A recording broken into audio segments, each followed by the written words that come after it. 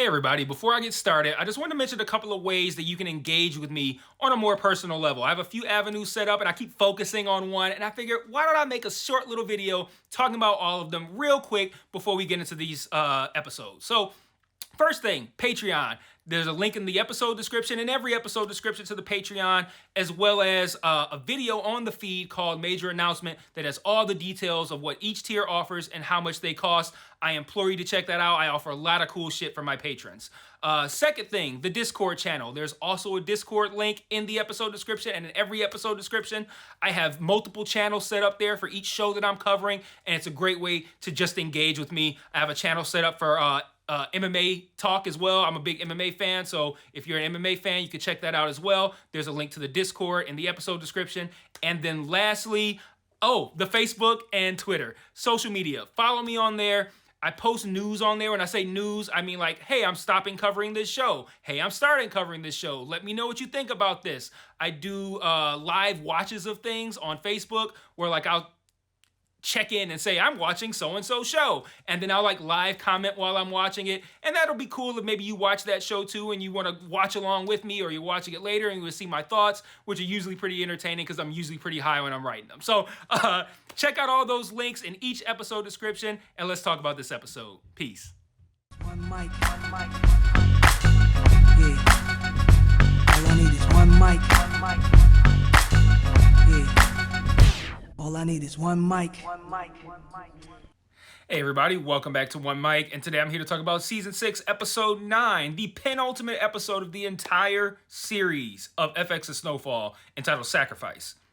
I spent some time thinking about this title, because I'm like, who sacrifices something here? What is sacrificed? And I think what we're meant to take away from this episode and its title is Franklin's willingness to sacrifice everything that was important to the old Franklin, the Franklin that we saw in Season 1, Season 2, 3, 4, whatever. The things that were important to that Franklin, the stuff that Franklin valued, this Franklin's willing to sacrifice to get that money back. And you want to kind of be like, all right, Franklin, you're willing to give up your family, your friends, all of these things in order to get this $73 million back. Well, let me frame it a different way. You're willing to sacrifice all these things just to get some money back. But then, even if it's $73 million, you still kind of got to look at it as like, look who he had to be. I think he even made this point to Louis. Look who he had to become in order to get this money. Like, if I had to like kill my friend and like escape being caged up by a tiger, me and my uncle are now at each other's throats willing to kill each other, and now my uncle is dead. All of the things that he sacrificed in order to get that, not to get $73 million, obviously that's a byproduct of what he was doing, but he didn't enter into it like, one day I'm gonna kill my friend so I can have $73 million. It's not like that, but he's gone so far, he's done so much, he's given up so much, he's lost so much in order to make this money, and now Teddy's just gonna take it. So it's like you kind of get it, but at the same time, it's like at the end of the day, he's still making decisions that he wouldn't have made prior. And he willingly admits this. Like he admitted to Louis, like, yeah, I'm the devil. Like, he knows he's kind of like outside of himself at this point, and he's behaving very differently from the Franklin that we've seen up to this point. He's just that corrupted. He just wants to win that badly. And like I said, I think the $73 million, like, it's less about the $73 million specifically. It's more about beating Teddy and about making sure that everything he's done up to this point was worth it and it wasn't a waste of time. So that was my little long diatribe about why I feel the title was named this way. Again, we're one episode. We have one episode left. I thought this was another solid episode. I feel like this season as a whole has been solid. It's had some very high highs. I would argue that it hasn't had any lows. Like, there's not really much to complain about here. It's taken more of a character focus rather than like an action focus. Like, there's not a ton of like drug deals and drive-bys and all the kind of shit you might come to expect of a show that's like this. Lots of action, violence, whatever. I feel like this last season has kind of toned things down and really focused on who these people are, who they become, how they got there, and what decisions they're going to make that's going to determine how their story ends. And I can see people looking at it like, yeah, this season was slow. You have a lot of episodes where like nothing happens for like 40 minutes, and then the last 10 minutes are lit. And I won't say nothing happens, but you know what I'm talking about. And I think that, that could have been off-putting, I think, for some people for this season, but I found the season actually be pretty compelling. Like, I've enjoyed, watching how these characters have moved, the decisions they've made, the machinations and the plotting and the backstabbing, the family feud, all that. I've enjoyed that shit. And then you get these moments like the Jerome death, or what was the other thing? It was something else. A lot of the moments between Jerome and Franklin that we saw early on, a lot of that great stuff I've really enjoyed. So, finally getting into talking about the episode, I want to start with talking about Franklin. Franklin tells Teddy he has until the banks open the next day in order to make a decision on whether or not he's going to give up the money. It's like, okay, give up the money and live, or don't give up the money and die. Pretty simple for you, Teddy. So you got until the morning when the banks open to figure that out, and we'll see what happens. The next day, Teddy asked for water, and I swear, I don't even know if he actually got a sip. It looked like Franklin might have just let him smell it, which is, with water ain't got no smell. But it looks like he put it to his lips, like this is what you could be having, and then pulled it back and dumped it out. And then if that's not bad enough, he starts playing Russian roulette with the motherfucker. Man, Franklin did not come to fuck around on this evening. Franklin's ready to make some shit happen. Sissy makes the wisest suggestion that probably anyone has ever made on this show, and asks why don't they just dip off and let the KGB have Teddy and just be done with it. She's like, look what we become. With the points I just made, look what we've become. Look what we've done. Look where we're at. We could still get out of this, okay? We could just not let him go, but give him up and just be done with it. And Franklin's like, nah, I'm never gonna give up. And Leon co-signs this too. And Franklin's like, I'm never gonna give up, which makes it sound like it's more about, it's like what I said, like it's more about beating Teddy than it is getting the money back. Now, obviously it's about getting the money back, but I don't think it would be any different if it was, say, $500,000 instead of $73 million, because I think for Franklin, it's more about the principle and not feeling like everything he's done up to this point was ultimately for nothing because he has no money. So yeah, that I'm never gonna give up sounded kind of just like, I'm just not willing to let Teddy beat me. Then I love how in that moment when Franklin is talking about his determination and his unwillingness to give up regarding getting the money back, Veronique goofy ass comes in and basically gasses him up, talking about how broke they are. She's like, yeah. As soon as he's like, yeah, I'm never gonna give up, I want my money, she just opens the door and is like, yo, we about to lose all our shit, bro. We broke as fuck. She totally gasses him up. I'm just like, this is ridiculous. Okay, man, Sissy and Leon gotta want to kill her for coming in and just immediately like, hey, look, man, why don't we just go? You don't really need the money. We can let it all go. It's cool. She's coming like, yo, if we don't get the money back, we're gonna lose everything. Perfect timing, Veronique. Asshole. But then, before the thought of Veronique, you asshole, can fully form in my head, Veronique does one of the hardest moves in the whole show's history, and it's basically like, well, he not gonna tell us where the money at. We just deep fried a motherfucker instead. I'm like, what? She said down oil. Yo, let's get it by. You just went straight from if we don't get our money back, we're just gonna go broke. The very casual but measured response to, yo, let's just batter this motherfucker up, throw some lorries on him, and drop him in oil. Like that. Yo, that was crazy that she took it from seemingly kind of measured and calm to we are literally gonna burn this man. and the shot of Teddy's chest after they did it, sick. That was a sick fucking shot. Yellow Jackets has ruled sick fucking shots so far in their 3 episodes this season, but the shot of Teddy's chest, that's up there. That was a sick fucking shot. So Teddy proposes that they split the money and just go their separate ways, which I mean that works for a lot of people, right? And he's like, I got stuff to live for, and I'm in my notes like trash ass Parissa, writing that shit down. You ain't got nothing to live for. You'd be better off dead than living with Parissa. But Franklin essentially agrees to this deal, which in that immediate moment, which in that moment made me immediately go, so fuck your promise to Gustavo. Because Gustavo earlier in the episode is like, yeah, so you really go kill Teddy, right? He's like, you got it, dude. Like fucking Santoyas, you got it, dude.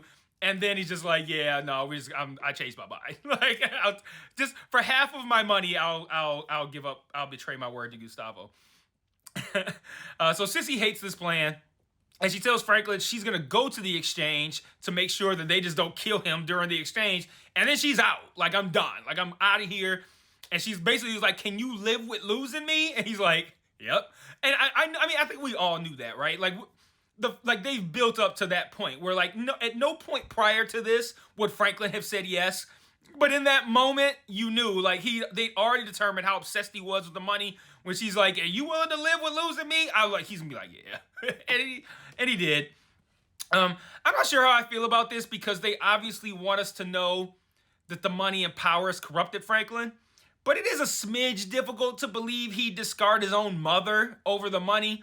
That's not the Franklin we've come to know. But I do also understand that we're meant to understand that this isn't the Franklin we've come to know.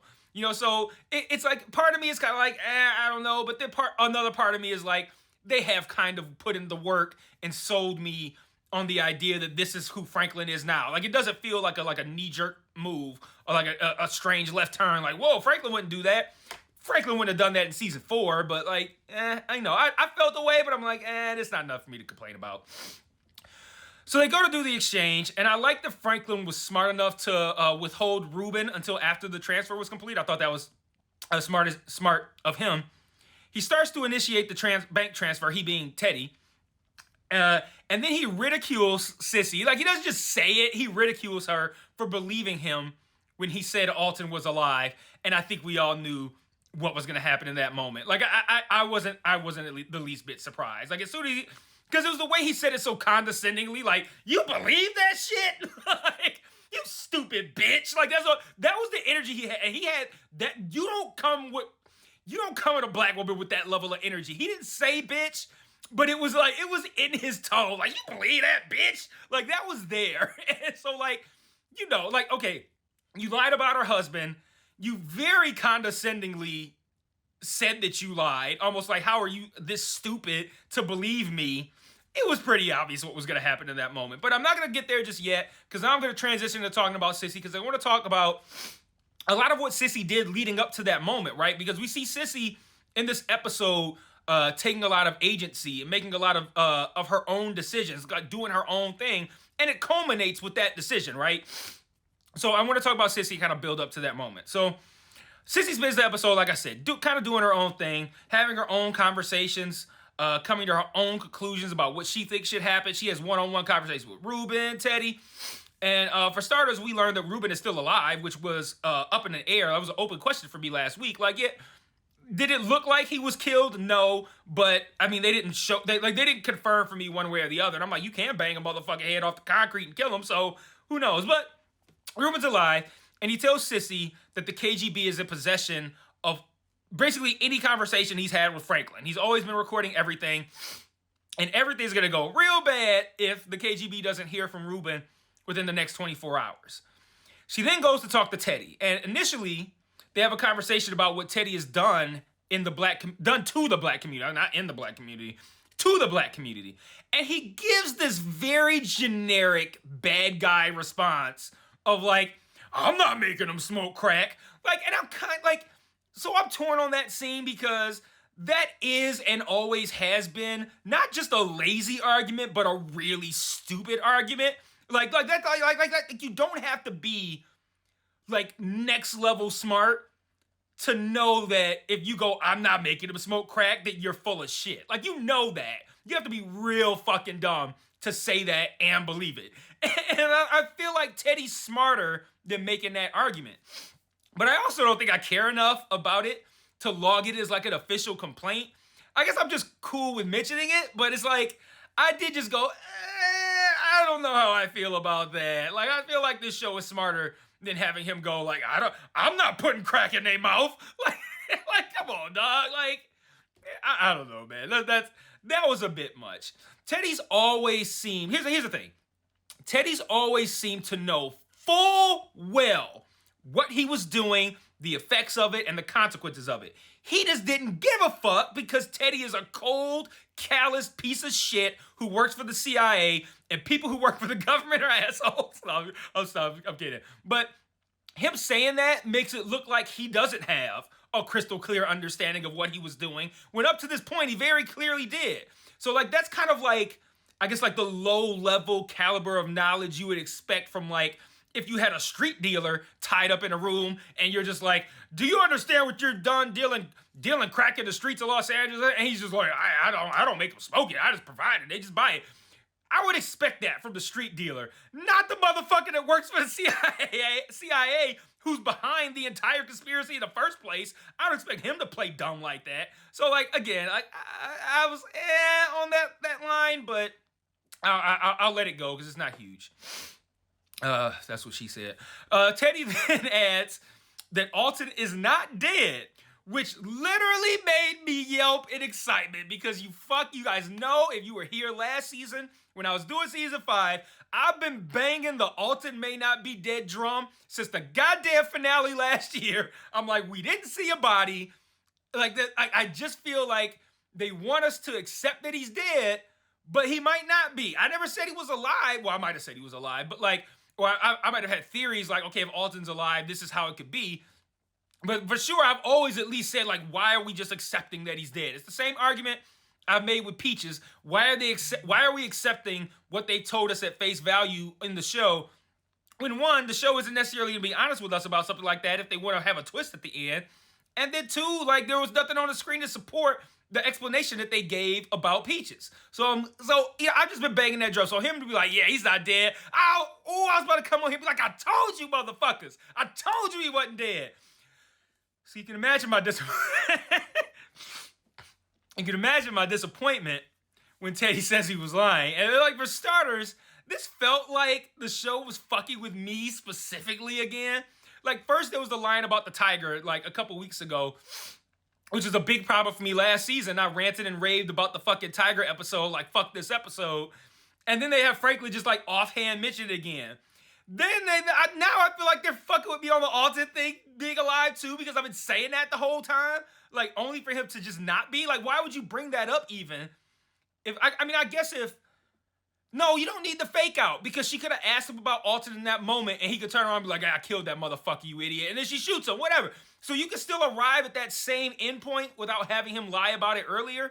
So it really just felt like they were doing that to fuck with me. Like, I don't know. There's probably a bunch of people who probably said Alton may still be alive.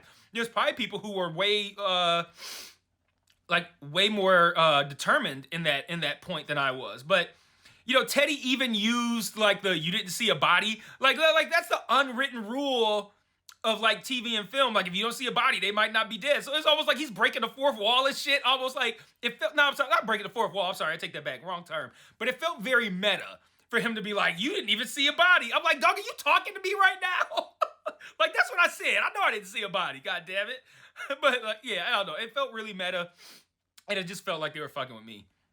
So, Sissy unsurprisingly kills Teddy right before he can give the password to initiate the transfer. And she gets arrested and Franklin escapes. And I just kind of felt like, if I'm Franklin,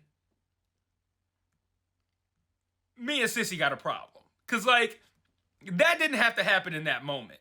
Like, no matter how mad you are, we can get the password and then kill him. Like, do the transfer. Like, you didn't have to kill him in that moment. I know she was, like, in the moment, upset, angry, whatever.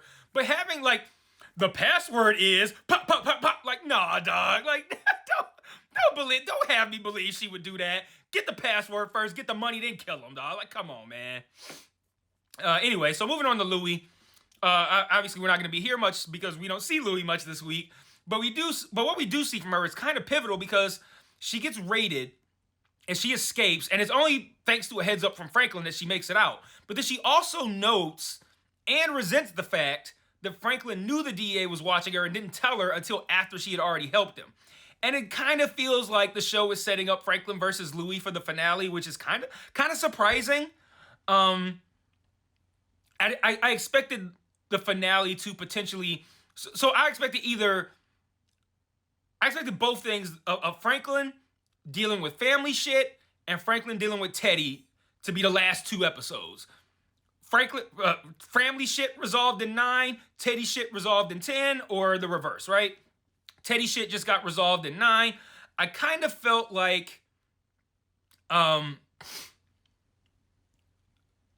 if we were gonna do Franklin versus family for the finale, I felt like it would have been more all encompassing and not as like narrowed down as him versus Louis. Like, I feel like the him versus Louis stuff never really felt incredibly overly contentious, I guess, but I guess it did feel that way until the Jerome shit. So I guess I and the Jerome shit is justifiable. So I don't think it's justifiable that she holds Franklin responsible for that, but it's a justifiable reason for their shit to escalate. And someone we see even less this week, and that's all I got on Louis. Someone we see even less this week is Gustavo. He gets one scene, and it appears it was his send-off scene. You know, he appears to have survived the show, walked off into the sunset. That felt like Gustavo's goodbye. And what a goodbye it was, because that was a really shitty fucking send-off for Gustavo. Like, that was a shit. Like, as his send-off was as shitty as Jerome's was great. Like, that's, and now, me calling it shitty isn't necessarily a knock on the decision to have him walk off into the sunset like that. I get that you can't have something for Gustavo like you would for Jerome, since Gustavo's still alive, but I also understand that, and I also understand that Gustavo ain't the kind of guy to have some like real heartfelt moment where he's hugging Franklin and crying or some shit. Like a simple "thank you, Moreno," that fits his character. I get it. I guess it was just underwhelming for me because I like Gustavo, so I would have liked for him to have a bigger moment at the end of the show. He's a day one guy. But like I said, that sort of exit does suit his character, so I can't be too mad about it. But I don't know. I would have liked something a little bit more special because I like Gustavo. So ironically, I didn't like Gustavo at the beginning. I think one of my initial complaints about Snowfall season 1 was that what was his girl name? Lucia, whatever. The Gustavo, Lucia, Teddy shit from season 1 was not compelling to me at all. Anyway, so shout out Gustavo, man. Gonna miss. I guess they're gonna miss him. There's only one episode left that he won't for him to not be in, but yeah, shout out Gustavo, great character. Closing with my thoughts. So Buckley's got a lot of nerve asking for half of that $1 million. We know he was too busy smoking crack to help Jerome, and I do think it's interesting that that's actually become a talking point in the show so far after it happened. Like, I jokingly pointed that out during the episode just because I thought it was funny that Jerome had said, like, hey, stay off them drugs. And then now he was like, when he's needed most, he's sitting there fucking doing crack and shit. So, like, I looked at that like, oh, that's funny. But, like, now it's actually had some pretty big consequences. I'm surprised it's still coming up, you know, and it makes me wonder if it's going to play a role in the finale, since it didn't get resolved in this episode. Like, Louis like, oh, I discovered that you did get a page from Jerome on that day, but I think something, I can't remember, I think something happened that made her have to leave, but I don't think that ever got resolved. So I'm very curious why that is being brought up and why it wasn't resolved in this episode. I feel like it wasn't resolved. I don't think anything came out of that. It wasn't in my notes. I was a little high when I was watching, just a little bit. Like, I was I got my shit. Isn't this a good analysis of a show that I watched while I was high? Like, you can trust my opinion here. But again, a solid episode. I'm really liking what they've been doing so far this season. It's felt very measured, very introspective, very character driven, and we've had some great moments because of that. So I'm looking forward to the finale. I actually feel like I was concerned coming into this season that Snowfall was going to be one of those shows that completely fucking bombs the final season. And if the finale is bad enough, we can kind of just throw the whole season out. But I feel fairly confident, given the 9 episodes I've seen so far, that they're probably going to stick the landing with the finale. So I'm looking forward to that. I will see you guys next week at 11 p.m. sharp, assuming I get screener for the finale. I might not. And I might have to just watch it with y'all on, and then my video will come Thursday morning. But whatever the case may be, I will see you guys next week for the finale. And until then, peace.